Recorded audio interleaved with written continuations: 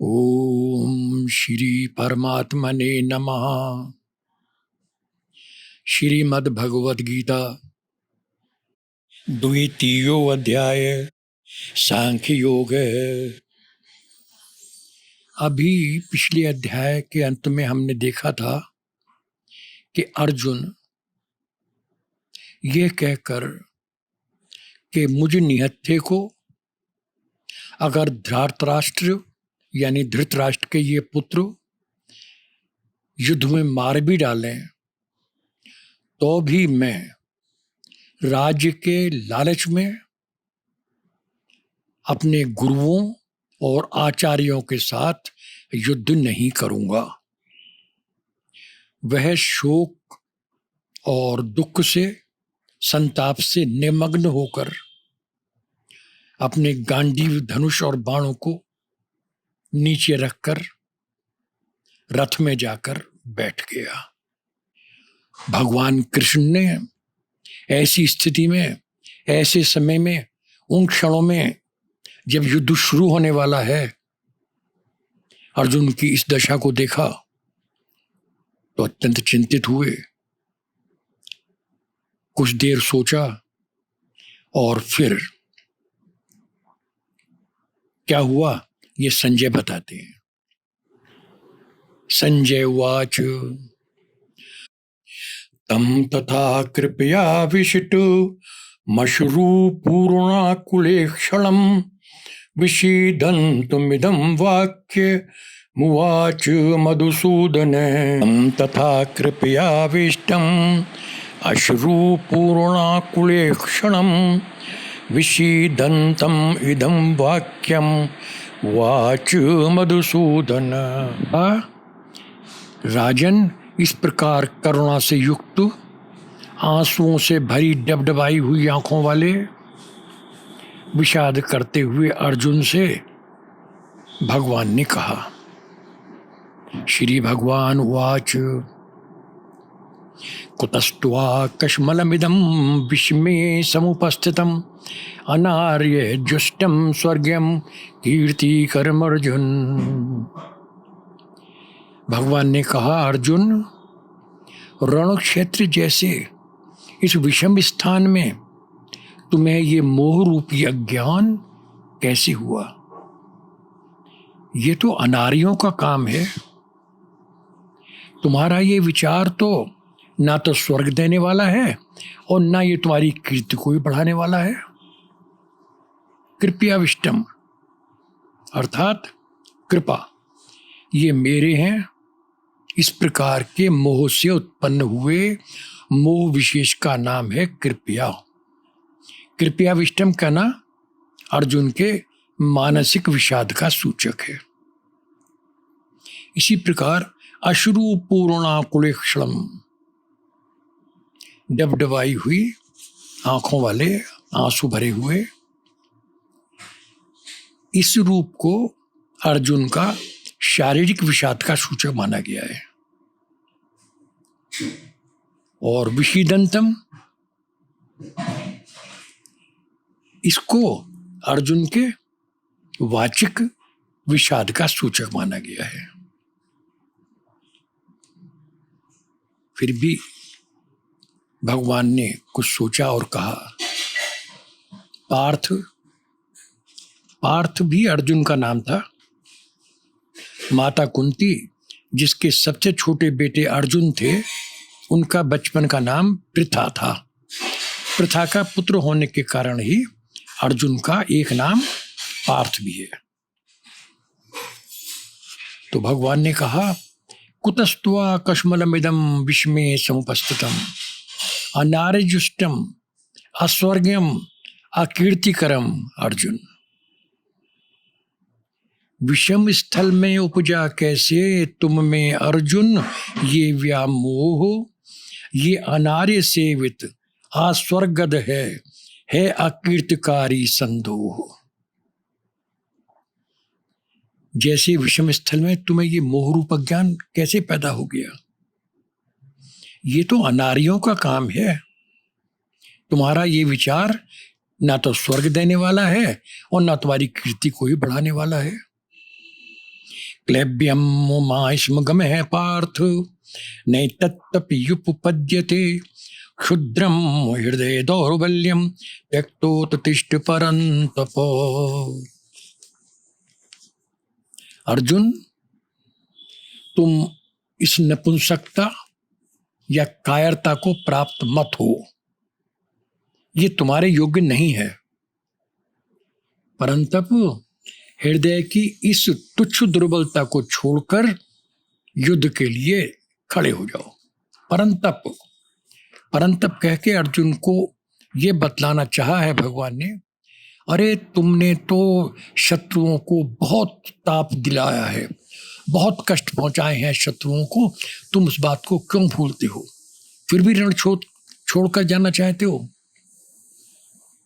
लेकिन अर्जुन कहता है, कथम भीष्ममहं संख्ये द्रोणम च मधुसूदन तू भी प्रतियोत्स्यामि पूजार्हा वरिसूदन।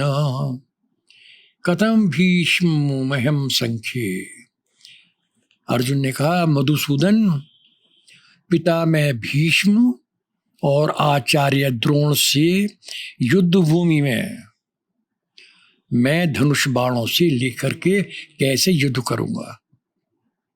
हरिसूदन, वे तो मेरे लिए पूजनीय हैं। श्रीधर स्वामी जी के अनुसार, उनकी व्याख्या के अनुसार तो अर्जुन कहते हैं कि ना हम कातरत्वेन युद्धात दुपर्तो अस्मि, मैं कातर होकर के, कायर होकर के युद्ध से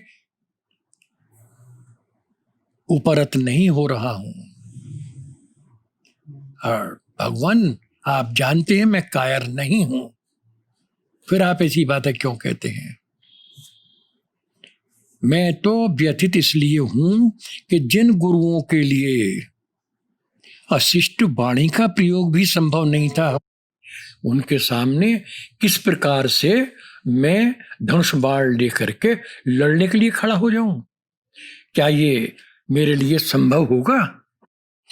गुरून् हत्वा हि महानुभावान् श्रेयो भोक्तुं भैक्षमपीह लोके हत्वार्थ कामास्तु गुरूनिहैव भुञ्जीय भोगान् रुधिर प्रदिग्धान् न चैतद्विद्मः कतरन्नो गरीयो यद्वा जयेयं यदि वा नो जयेयुः यानेव हत्वा न जिजीविषामस् एव स्थितः प्रमुखे धार्तराष्ट्रा। ऐसे पूजनीय गुरुजनों को मारने से तो इस संसार में भिक्षा मांग कर खाना कहीं अच्छा है,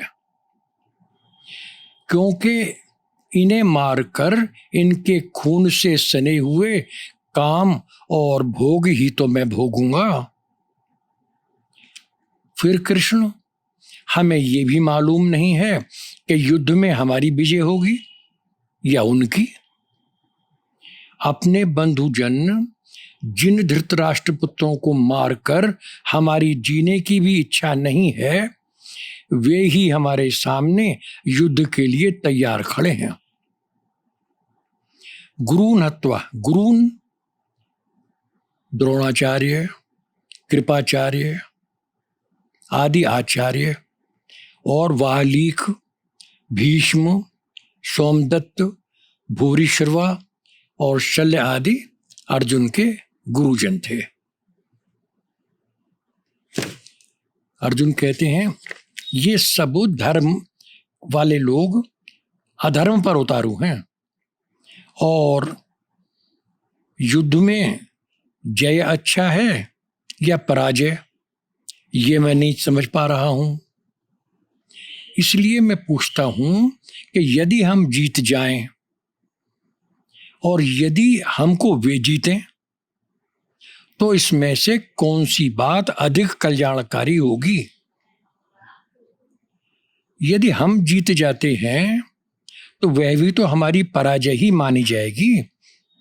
क्योंकि जिनको मारकर हम जीना नहीं चाहते वे ही धृतराष्ट्र के पुत्र और उनके पक्ष के लोग हमारे सामने युद्ध के लिए खड़े हैं।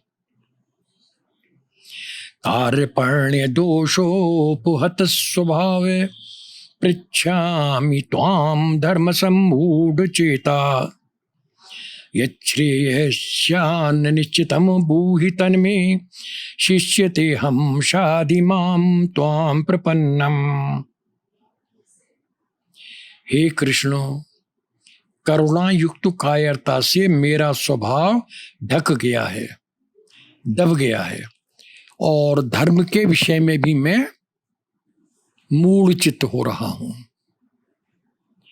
मैं आपका शिष्य हूं और आपकी शरण लेकर आपसे पूछता हूं कि मेरे लिए इस समय क्या करना उचित है। नाहि प्रपश्यामि ममापनुद्याद् यच्छोकमुच्छोषणमिन्द्रियाणाम् अवाप्य भूमाौ सपत्मृद्धं राज्यं सुराणामपि चाधिपत्यम्। चाहे मुझे धरती का धन धान्य से पूर्ण निष्कंटक राज्य मिल जाए या देवताओं का भी मैं स्वामी बन जाऊं, किंतु मेरी इंद्रियों को जो शोक कष्ट दे रहा है वो कैसे दूर होगा, ये मैं नहीं समझ पाता। कार्पण्य दोषोपहत स्वभाव वाला जो ये श्लोक है, ये उन कुछ श्लोकों में है जो गीता के महत्वपूर्ण श्लोकों में कहे जाते हैं, जिनके ऊपर गीता का एक बड़ा भाग गीता के मूल्य उद्देश्य का आधार है। इसलिए इसे थोड़ा विस्तार पूर्वक देखना उचित रहेगा। आइए देखते हैं। लड़ने के लिए तैयार अर्जुन को अचानक ये प्रतीत होता है कि मैं कहीं कुछ अनुचित तो नहीं कर रहा हूं, और कि लोभ में उन लोगों को मारने के लिए तो यहां नहीं आ गया हूं जो मेरे गुरुजन हैं, जिनकी गोद में खेलकर मैं बड़ा हुआ हूं और जिनसे मैंने शस्त्र अस्त्र आदि की विद्या सीखी है। उनसे सीखी हुई विद्या को उन्हीं के विरुद्ध प्रयोग करना क्या मेरे लिए उचित रहेगा? मुझे तो लगता है कि इन गुरुजनों और आचार्यों से लड़ने की अपेक्षा अच्छा होगा कि मैं इन लोगों से हार मान लूं और इनके रक्त से सने हुए राज्य को प्राप्त करने के स्थान पर भिक्षा द्वारा अपना भोजन जुटाऊं। इस प्रकार अनेक बातें उसके मन में आने लगी। वह निर्णय नहीं कर पाया कि उसे क्या करना चाहिए।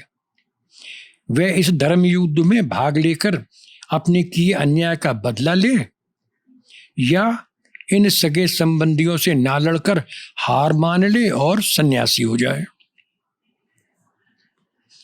इस प्रकार मोह में फंसे हुए अर्जुन ने अंत में भगवान कृष्ण को ही अपना गुरु माना और उन्हें अपना गुरु मानकर अपने मन की बात उनके सामने रखी और उनके शरणागत होकर के, यानी पूरी तरह से उनके ऊपर निर्भर होकर के उनसे प्रार्थना की, हे कृष्ण, मेरा मन इन गुरुजनों को देखकर मोह से आविष्ट हो रहा है। इस विषय में क्या धर्म है और क्या अधर्म है मैं तय नहीं कर पा रहा हूं। आप ही मेरे गुरु बनकर इस विषय में मेरी सहायता कीजिए। मैं आपकी शरण आया हूं, इसलिए इस समय जो सर्वश्रेष्ठ कर्म मेरे लिए हो उसे आप बतलाइए। बंधुओं, कभी कभी जब हमारा मन दुर्बल होता है तब हम उचित और अनुचित में अंतर कर पाने में असमर्थ हो जाते हैं। मोह के आवरण में अपने को फंसा पाकर कर्तव्य अकर्तव्य के विवेक को स्पष्ट रूप से नहीं समझ पाते। हमारा कर्तव्य क्या है, हमारा धर्म क्या है, ये ना समझकर किम कर्तव्य विमूढ़ होकर उचित मार्ग का अनुगमन करने में हम असमर्थ हो जाते हैं।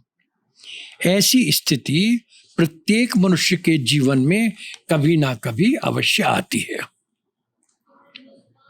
कभी स्वयं के विषय में, कभी परिवार के विषय में, कभी व्यवसाय या समाज के प्रति दायित्व को निभाने के समय ऐसी असहज स्थितियां आ जाती हैं कि हम सही निर्णय लेने में अपने को अशक्त अनुभव करते हैं।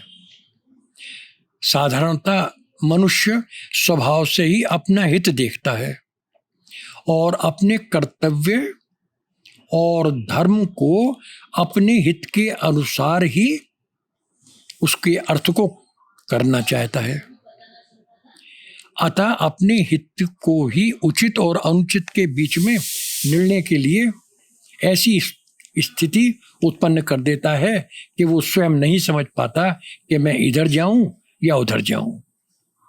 यही वह स्थिति होती है जहां हमारे विवेक और हमारे चरित्र की परीक्षा होती है। श्रीधर स्वामी जी कहते हैं कि मैं अपनों को मारकर कैसे जीऊंगा। इस कार्पण्य और कुलक्षयकृत दोष की चिंता से मेरा स्वाभाविक शौर्य प्रतिहत हो रहा है। इस प्रकार भिक्षा का अन्न खाना क्षत्रियों के लिए धर्म है या अधर्म है, इस विषय में भी क्या कर्तव्य है और क्या अकर्तव्य है, मैं संदिग्ध चित्त हो रहा हूं। अतः मेरे लिए जो कल्याणकारी मार्ग हो वो आप निश्चय पूर्वक करें। मैं आपका शिष्य और शरणागत हूं, आप मुझे इस विषय में उपदेश दें।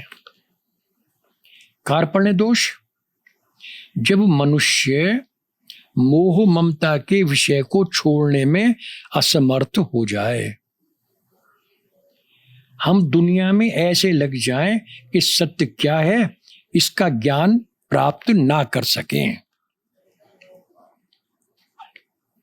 दीनता के बोझ से दबा हुआ, क्या सही है क्या नहीं, इस दुविधा में पड़ा हुआ अर्जुन अपने गुरु, विशेष रूप से ये सुनिए, हर मनुष्य के अंदर उसका गुरु भगवान उसके अंतरतम में हर समय उपस्थित रहता है, जो कभी भी अपनी बात उससे कहने के लिए तैयार होता है, जो भी उससे पूरी अपने मन की करुणा को लेकर के उससे कुछ पूछना चाहता है। तो अर्जुन भी अपने गुरु से यानी अपने अंदर विद्यमान भगवान से प्रकाश और प्रदर्शन प्राप्त करना चाहता है। उसी अंतरतम में स्थित भगवान, जिसका साक्षात रूप इस समय कृष्ण के रूप में उनके सामने सारथी बना हुआ बैठा है। जब किसी का संसार नष्ट हो रहा हो तो वो केवल अंतर्मुख होकर भगवान की असीम दया के उपहार के रूप में ही सच्चे ज्ञान की खोज कर सकता है। एक बात, अर्जुन किसी ज्ञान की या अध्यात्म की या अति विद्या की मांग नहीं कर रहा है। वो ज्ञानी या सन्यासी नहीं है, वो कर्मयोगी है। कर्मठता उसके जीवन में उसका एक लक्ष्य है। तो वो किसी ऐसी विद्या की मांग नहीं कर रहा है, क्योंकि वो इस तरह के ज्ञान का अन्वेषक नहीं है। वो तो कर्मशील मनुष्य है, इसलिए वो कर्म का विधान यानी अपना कर्तव्य जानना चाहता है। वो जानना चाहता है कि उसे इस कठिनाई के समय में क्या करना है और उसका गुरु उससे क्या करने को कह रहा है। क्या करने को कह रहा है। अर्जुन की भांति साधक को अपनी दुर्बलता और अज्ञान को अनुभव करना होगा, उसे परमात्मा के अनुसार कार्य करने और अच्छा क्या है इसे खोज निकालने के लिए कटिबद्ध होना होगा। संजय उवाच एवं मुक्त्वा ऋषिकेशं गुडाकेशः परन्तप नायोत्स्य इति गोविन्दम् उक्त्वा तूष्णीं बभूवः। तम उवाच ऋषिकेश बृहस्सन्निव भारत सैन्योर्मध्ये विषीदन्तमिदं वच। संजय ने कहा, मैं युद्ध नहीं कहूंगा, मैं युद्ध नहीं करूंगा। इस प्रकार पराक्रमी अर्जुन ने भगवान से कहा और ऐसा कहने के बाद गोविंद से पुनः एक बार कहा कि मैं युद्ध नहीं करूंगा और चुप हो गया। हे कुरुवंशी महाराज धृतराष्ट्र, इस प्रकार दोनों सेनाओं के मध्य में शोक संतप्त हुए बैठे उस अर्जुन से श्री कृष्ण ने बहुत मंद मुस्कान के साथ कहा। ऐसा लगता है कि अर्जुन ने एक तरफ तो कहा है शिष्य ते हम शाधी माम त्वाम प्रपन्नम, मैं आपका शिष्य हूं, उसे मानूंगा और जैसा आप कहेंगे वैसा करूंगा। लेकिन लगता है कि उसने इससे पहले ही अपना मन बना लिया है, यानी भगवान को गुरु बनाने के बाद उनकी सलाह ली करके कोई बात तय करे, इससे पहले ही उसने अपना मन बना लिया है और उस बात को स्पष्टता भगवान से कह भी दिया है कि नान्योत से गोविंद मैं लड़ूंगा नहीं। तो ये उनसे उपदेश देने के लिए कहता है एक तरफ तो, और एक तरफ उसका मन उपदेश को ग्रहण करने के लिए तैयार भी नहीं है। अगर ऐसा ना होता तो उपदेश लेने से पहले ही वो मैं नहीं लड़ूंगा ऐसा निश्चय क्यों करता। उसकी इसी बात को देखते हुए भगवान ने थोड़ा सा अनुशासित शब्दों में उससे यह बात कहनी प्रारंभ की। श्री भगवान वाच अशोच्यान्यन्वशोचसु त्वं प्रज्ञावादांश्च भाससे गतासूंश्च नानुशोचन्ति पंडिता ना त्वं वहं जातु नासं ना त्वं नेमे जनाधिपा ना चैवो न भविष्यामि सर्वे वैवता परम। श्री भगवान ने कहा, अर्जुन, जो बात शोक करने की नहीं है उसके लिए तुम शोक करते हो और बातें ज्ञानियों जैसी करते हो।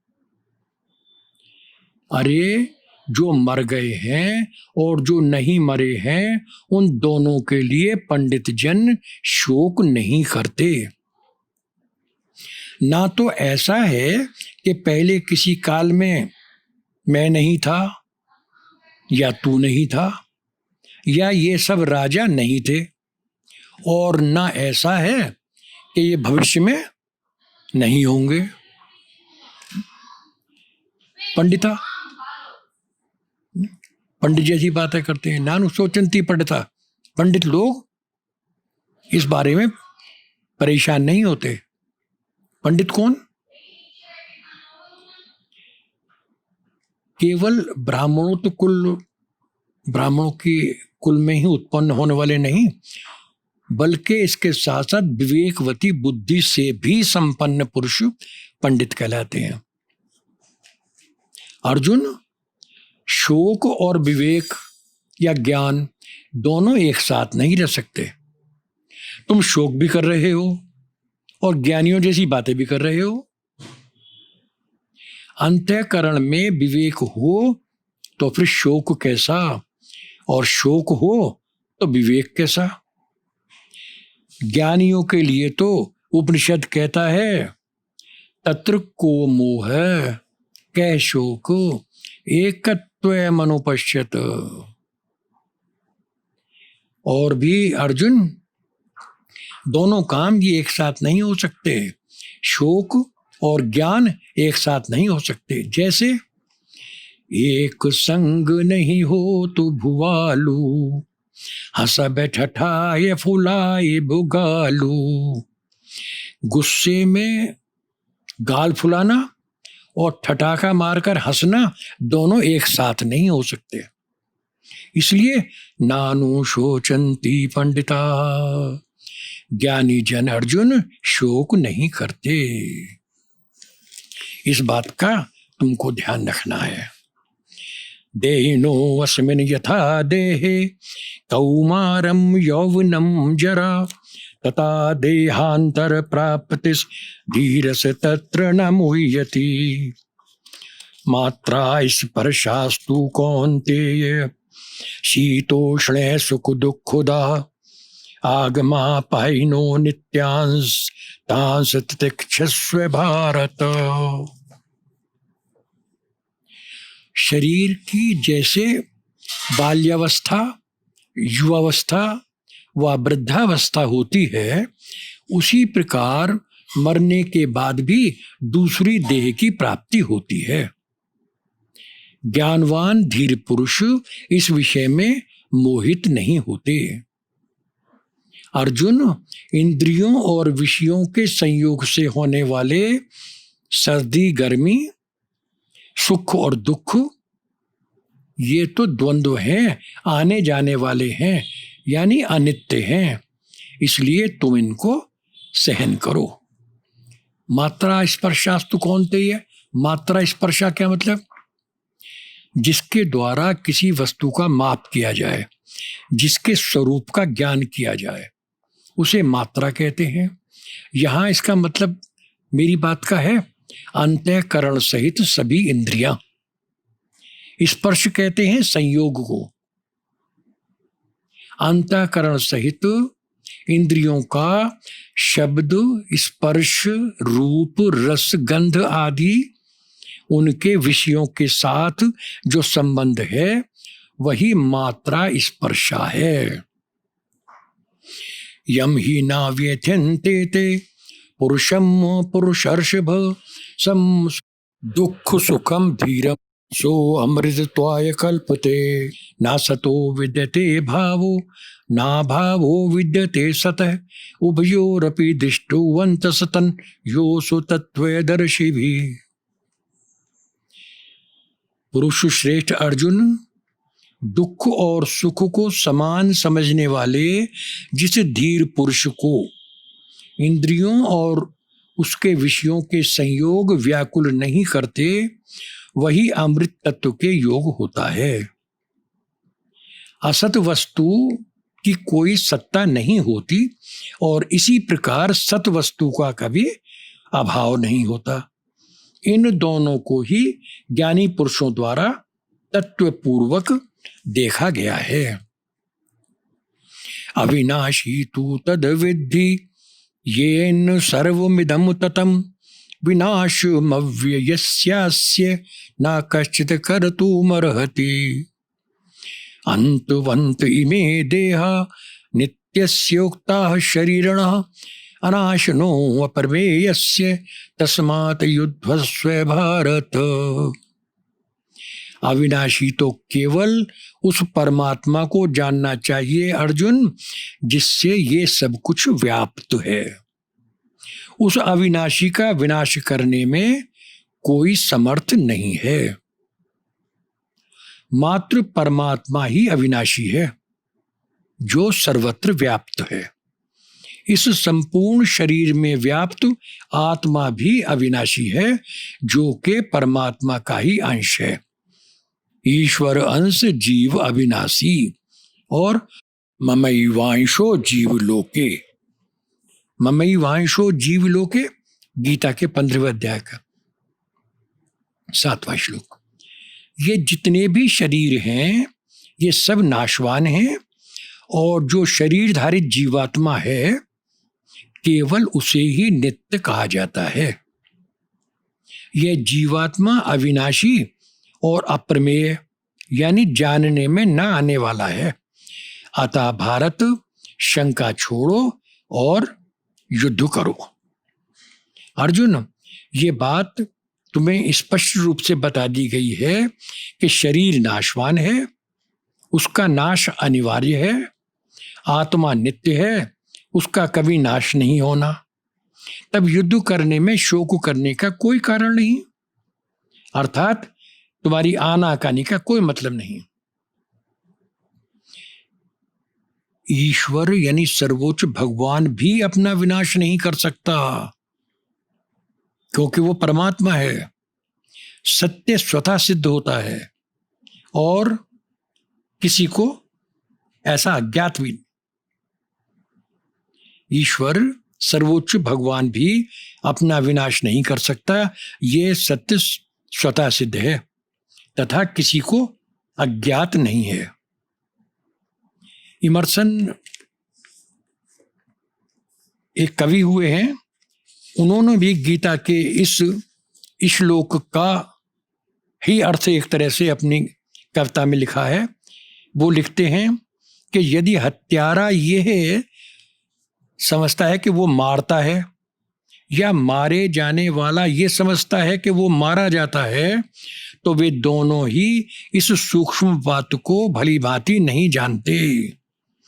मैं बना रहता हूँ, चला जाता हूँ और फिर वापिस लौट आता हूँ। ये एनम वेत्ति हंतारम यश चैनम मन्यते हतम उभौ तौ ना विजानीतो नायम हन्ति न हन्यते। जो ये जानता है कि वो किसी को मारता है या जो ये मानता है कि वो किसी के द्वारा मारा जाता है, वे दोनों ही वास्तविकता को नहीं जानते। ये जीवात्मा ना तो किसी को मारता है और ना ही किसी के द्वारा मारा जाता है।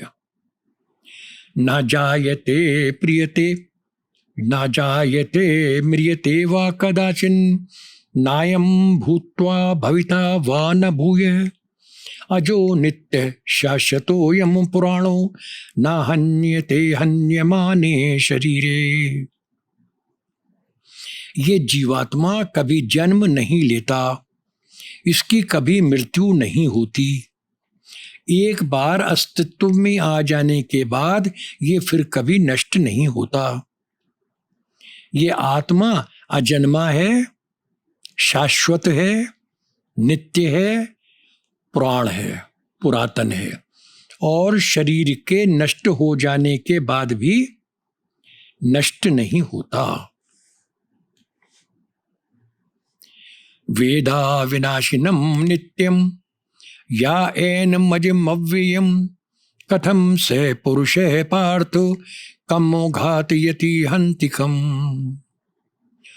पार्थ, जो पुरुष इस आत्मा को नाश रहित, नित्य, अजन्मा और अव्यय मानता है, वो कैसे किसी को मरवा सकता है और कैसे किसको मार सकता है। वासांसी जीर्णानि यथा विहाय नवानि गृह्णाति नरोपराणि तथा शरीराणि विहाय जीर्णानि अन्यानि संयाति नवानि देहि। जैसे मनुष्य अपने वस्त्रों को त्याग कर दूसरे नए वस्त्रों को धारण करता है, तथा शरीराणि विहाय जीर्णानि अन्यानि संयाति नवानि देहि, वैसे ही जीवात्मा पुराने शरीरों को त्याग कर पुनः नए शरीरों को ग्रहण कर लेता है। शाश्वत आत्मा एक स्थान से दूसरे स्थान को नहीं चलती फिरती, परंतु शरीर धारणी आत्मा यानी जीवात्मा एक स्थान से दूसरे स्थान तक जाती है। ये हर बार जन्म लेती है, एक शरीर छोड़कर दूसरे शरीर के द्वारा, और प्रकृति की सामग्री में से अपने लिए अतीत के विकास और भविष्य की आवश्यकताओं के अनुसार एक मन, एक प्राण और एक सूक्ष्म शरीर को अपने आसपास लपेट लेती है। आत्मिक अस्तित्व विज्ञान है जो शरीर यानी अन्न, जीवन यानी प्राण और मनस के त्रिविध रूपों को संभाले रखता है। ये सारा भौतिक शरीर जब नष्ट हो जाता है तब भी आत्मा के वाहन के रूप में प्राण और मन के कोश बचे रहते हैं। नैनम छिन्दन्ति शस्त्राणि नैनम उदयति पावकः न चैनम क्लेदयन्ति आपो न शोषयति मारुतः। अर्जुन, इस आत्मा को शस्त्र काट नहीं सकते, आग जला नहीं सकती, पानी गला नहीं सकता और वायु इस आत्मा को सुखा नहीं सकता। अच्छेद्योयम दाह्योयम क्लेद्यो शोष्य एव च नित्य सर्वगत है स्थारुण चलोयम सनातन है। अव्यक्तोयम चिन्त्योयम विकार्यो अयम मुच्यते तस्मादेवं विदित्वेनं नानिं नानुशोचितुमर्हसि। तस्मादेवं विदित्वेनं नानुशोचितुमर्हसि। ये आत्मा छेदी नहीं जा सकती, जलाई नहीं जा सकती, गलाई नहीं जा सकती और इसे सुखाया भी नहीं जा सकता। ये नित्य है, सब में व्याप्त है, निर्विकार है, अचल है और सनातन है। ये कहा जाता है कि आत्मा अव्यक्त है, दिखाई नहीं देती, विकार रहित और अचिंतनीय है, चिंता करने में नहीं आती। आत्मा को इस प्रकार जानकर तुम्हें शोक नहीं करना चाहिए। इसको अच्छेद्य, अदाह्य, अक्लेद्य आदि बतलाने का कारण ये है कि आत्मा के ऊपर किसी भी वस्तु का कोई प्रभाव नहीं पड़ता। आत्मा कटने वाली, गलने वाली, जलने वाली या सूखने वाली कोई चीज नहीं है। वो अखंड है, अव्यक्त है, एक रस है और निर्विकार है। इसलिए उसका नाश करने में कोई समर्थ नहीं है।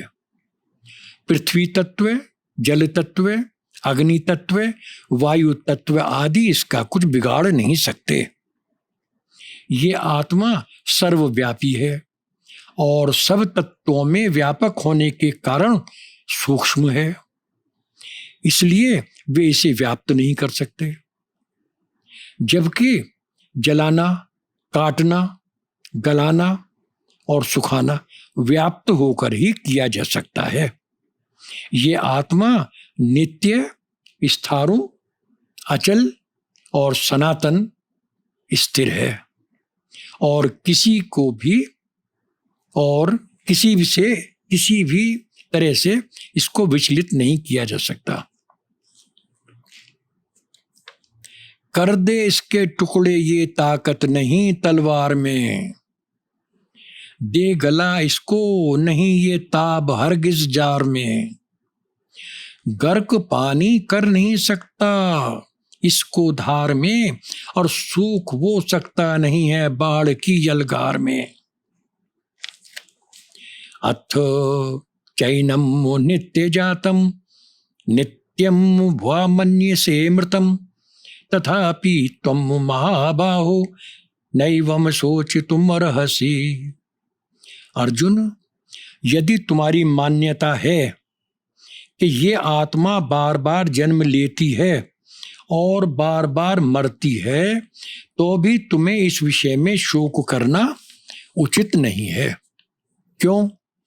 कि जातस्य ही ध्रुवो मृत्युर ध्रुवम जन्म मृतस्य च तस्माद् परिहार्येऽर्थे ना तुम सोचितुम अर्हसि।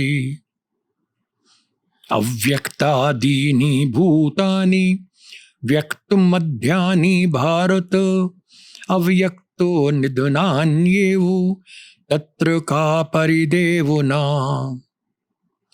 अर्जुन, जो जन्मा है उसकी मृत्यु निश्चित है, और जो मृत्यु को प्राप्त हो चुका है उसका जन्म भी निश्चित है। इसलिए जो अपरिहार्य है, अवश्य होने वाला है, जिसको रोका नहीं जा सकता, उसके लिए तुम्हारा शोक करना उचित नहीं है।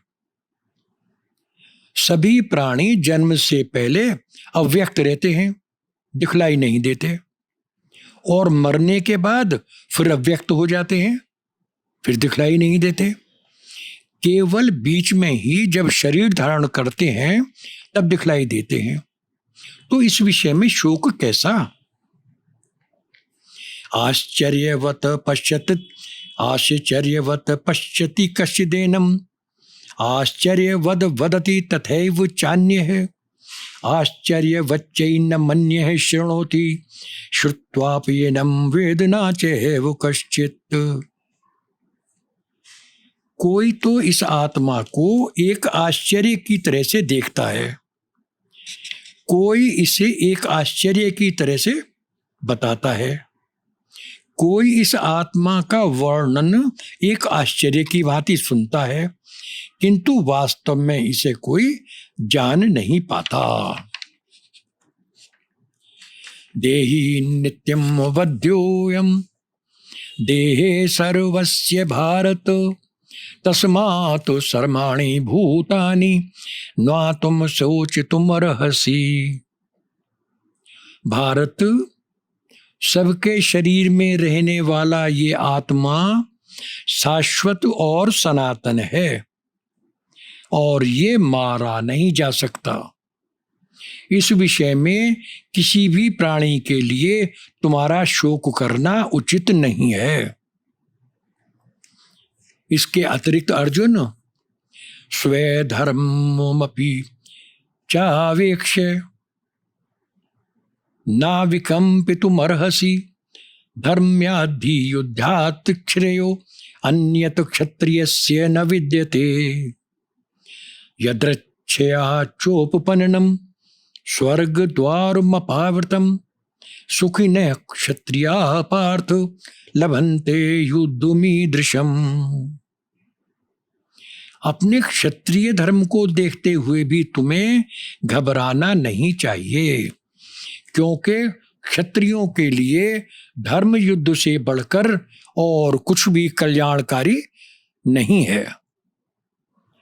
पार्थ, भाग्य व द्वारा स्वतः प्राप्त ये धर्म युद्ध तो स्वर्ग का खुला हुआ द्वार है, और भाग्यशाली क्षत्रिय ही इस प्रकार के युद्ध को प्राप्त करते हैं। अथ चेत्तुमिमं धर्म्यं संग्रामं न करिष्यसि ततः स्वधर्मं कीर्तिं च हित्वा पापमवापस्यसि। अकीर्तिं चापि भूतानि कथयिष्यन्ति तेव्याम् संभावी तस्य च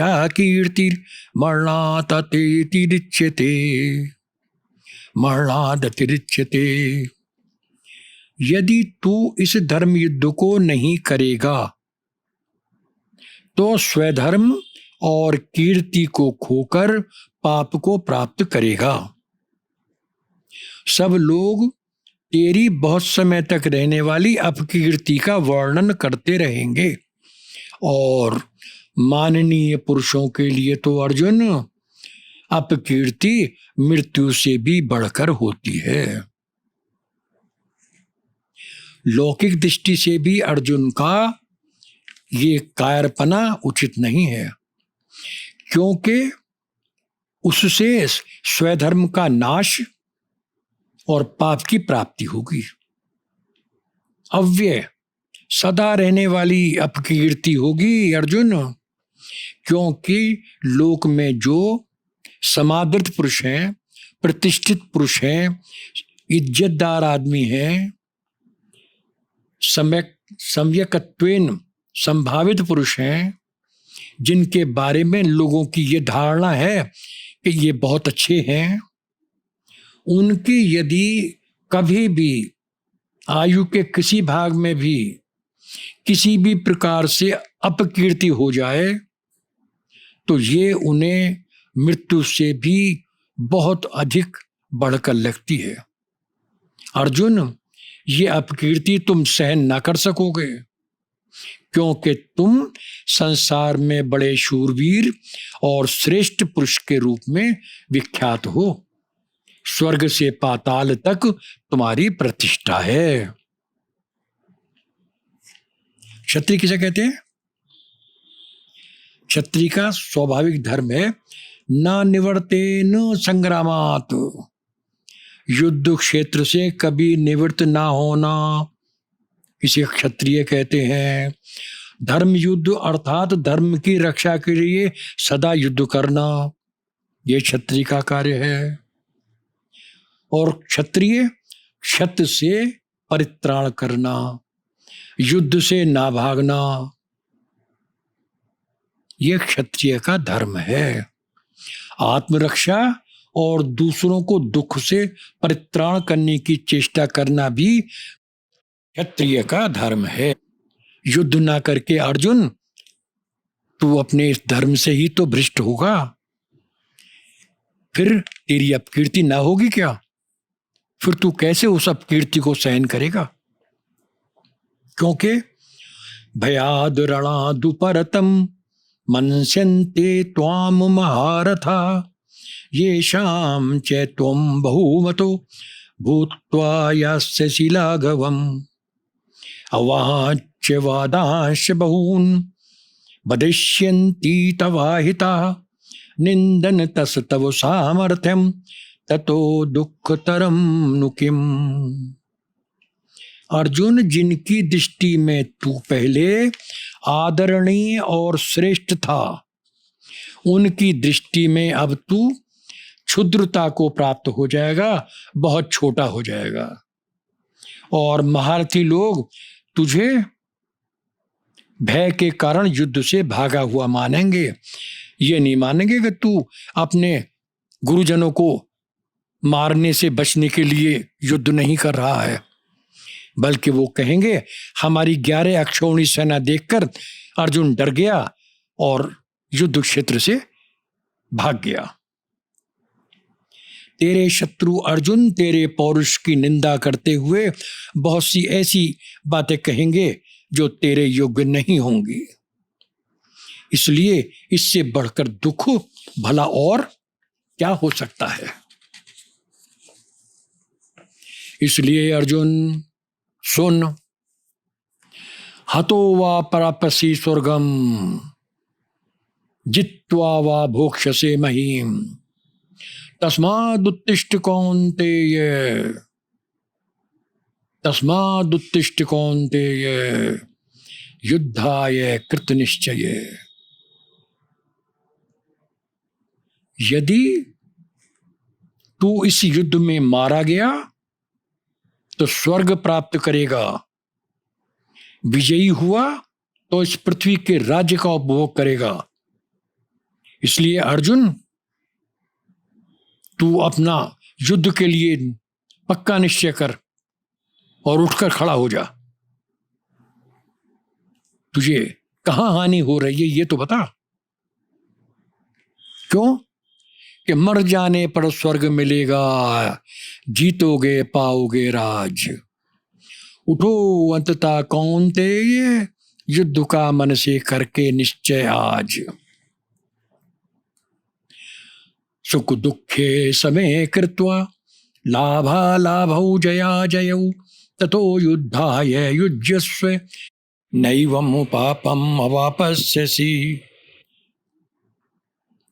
युद्ध में किसकी जीत होगी किसकी हार होगी ये कोई नहीं कह सकता, परंतु कर्तव्य पालन करते हुए यदि मृत्यु भी हो जाती है तो उससे स्वर्ग ही प्राप्त होता है, ये निश्चय है। इसलिए जय पराजय, लाभ हानि सुख दुख को समान मानकर युद्ध के लिए तैयार हो जा। इस प्रकार युद्ध करने से तुझे कोई पाप नहीं लगेगा। यदि तुम्हें राज्य सुख और स्वर्ग प्राप्ति की इच्छा भी नहीं है, तब भी युद्ध में होने वाले विषम भाव का सर्वथा त्याग कर उपर्युक्त प्रकार से युद्ध करने के परिणाम में सम रहकर, हार जीत के बारे में, इससे होने वाले सुख दुख के बारे में सम रहकर तुम अपना कर्तव्य समझकर युद्ध करो। ऐसा युद्ध सदा रहने वाली परम शांति को देने वाला होता है और इस प्रकार से युद्ध करने वाले तुम अर्जुन को किसी भी प्रकार का किंचन मात्र भी पाप नहीं लगेगा, अर्थात तुम शुभाशुभ कर्म बंधन के पाप से मुक्त हो जाओगे।